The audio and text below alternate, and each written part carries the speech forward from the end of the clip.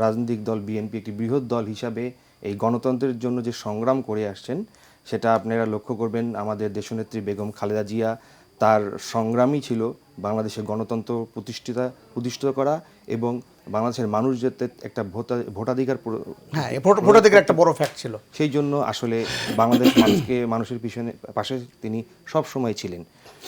আমরা সামনে একটি ইলেকশন আশা করছি যে এটা খুব সুন্দর এবং খুব সুষ্ঠু হবে।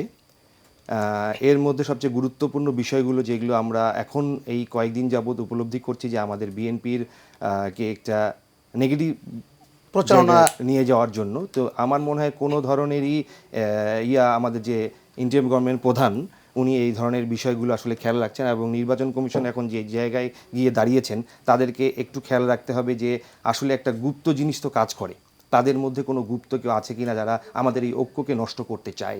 যারা ঐক্যকে নষ্ট করতে চায় তারা আসলে ফ্যাসিস্টদের দ্বারা লালিত পালিত। তো আমাদের এই বিষয়গুলোকে খেয়াল রাখতে হবে যাতে ফ্যাসিস্ট যাদেরকে লালিত পালিত করেছে তারা এখন গুপ্ত হয়ে আমাদের মধ্যে এই ঐক্য নষ্ট করছে কিনা, এটা এখন খুব গুরুত্বপূর্ণ বিষয় হয়ে দাঁড়িয়েছে যে ঐক্য কোনোভাবেই নষ্ট করা যাবে না। আসলে খুবই গুরুত্বপূর্ণ, কেননা ফ্যাসিস্ট তো সবাই বাংলাদেশ থেকে এখন পর্যন্ত নির্মূল হয়ে যায়নি, তাদের ষড়যন্ত্র চলমান দেশে এবং দেশের বাইরে। তো এই দেশের বাইরে যারা আছেন বা দেশের মধ্যেই যারা আছেন তারা হঠাৎ করে তো আর পরিশুদ্ধ হয়ে যেতে পারে না। এই জিনিসটা আসলে ঐক্য নষ্ট করতে পারে। এই জিনিসটা একটু ভালো মতো যদি আমরা নজর দিই, আমাদের সম্মিলিত প্রয়াসের মাধ্যমে, যে ভাই বললেন যে আসলে তো একটা সাইড আমরা হয়ে গেছি, যারা ফ্যাসিস্ট ছিল তাদের বাইরেও একটা সাইড রয়ে এখন যারা এই দেশকে আসলে সংগঠিত করেছে, আমরা এলাকা পাহারা দিয়েছি, আমরা কি না করেছি, ঘর বাড়ি সবাই সুরক্ষিত রেখেছি। তো আমাদের ওই যে ইউনিটিটা বজায় রাখতে হবে যাতে আমরা একটা নির্বাচনটাকে অন্ততপক্ষে সঠিক এবং সুষ্ঠু করতে পারি। রাইট, এটাই আমার বলার।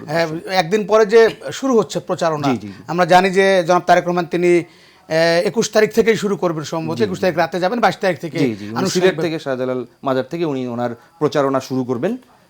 ধাপে ধাপে উনি আসলে বিভিন্ন সিলেটের বিভিন্ন জেলাগুলোকে উনি ভিজিট করবেন আর কি। সিলেটের বিভিন্ন জেলা একদিনের করে, এবং এভাবে কি যতদিন প্রচারণা করা যায় তার কি সিলেটের মধ্যে পরিকল্পনা হয়েছে আমরা জানি। সেখানে মাস গ্যাদারিংটা কেমন থাকবে? একদম বিশাল জনসভা নাকি পথসভা, কিভাবে? এটা পথসভাই বলা যান। বিশাল আমরা দেখেছি যে অনেকটা সংক্ষিপ্ত করার চেষ্টা করছেন। আসলে সময় স্বল্পতার কারণেই সংক্ষিপ্ততার কারণ, আর কিছু না।